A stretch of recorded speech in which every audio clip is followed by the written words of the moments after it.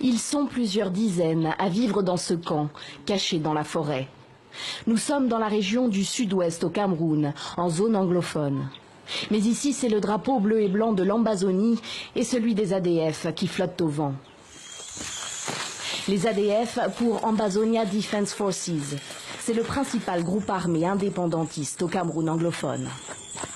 Ces hommes n'étaient pour beaucoup que de simples fermiers. Ils expliquent avoir rejoint la rébellion après avoir subi les violences de l'armée camerounaise, l'armée de la République, comme ils la surnomment. Le 1er octobre, j'ai participé à une marche pour notre indépendance.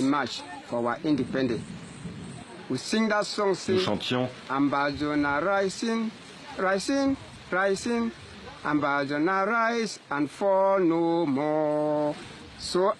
Et tandis que nous chantions, nous sommes arrivés devant l'hôpital général. Cette armée brutale de la République a commencé à nous tirer dessus. Ils ont tué l'un de mes frères.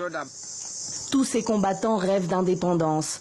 Le sous-sol de cette région, l'État d'Ambazonie pour eux, est riche en ressources naturelles, en pétrole et en gaz notamment. Mais les populations locales n'en bénéficient pas. Nous n'avons pas les mêmes droits. Nous avons trop souffert. C'est pour cela que nous voulons l'indépendance. Il n'y a pas de bonne route, pas de marché, pas d'école. Nos ressources sont pillées, nos ressources sont volées. Des camps comme celui-là, il y en aurait une vingtaine dans toute la zone anglophone. 1500 hommes y transiteraient selon la rébellion. Ils sont principalement financés par leur diaspora installée partout à l'étranger. Leurs armes, de grossiers fusils de chasse fabriqués au Nigeria. Face à eux, l'armée camerounaise utilise des mitraillettes qui tirent 600 balles par minute. Les ADF s'en prennent aux militaires, mais plus généralement à tous les agents de l'État.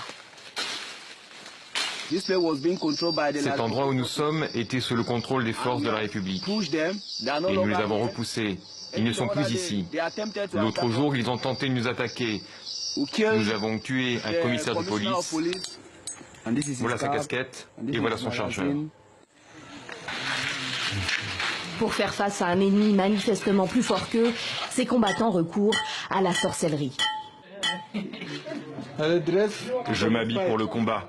Cela va me protéger pour que la République ne me tue pas, jusqu'à ce que je puisse jouir de mes droits. Des amulettes, des offrandes pour sanctuariser leur camp. Des boissons magiques. Ça nous aide pour la protection. Ça dure 24 heures. Quand tu la bois, il tire et les balles ne rentrent pas dans ton corps. Les combats sont quasi quotidiens entre forces de l'ordre et groupes armés dans les deux régions anglophones du Cameroun.